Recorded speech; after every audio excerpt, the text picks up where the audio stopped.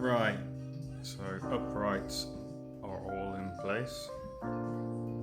We've even got some of these funky corner braces, and they're all in.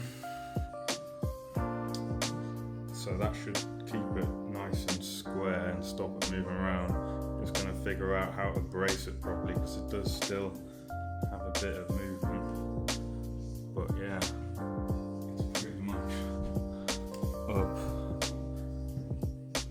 to sleep on at least before I get around to doing all the other bits.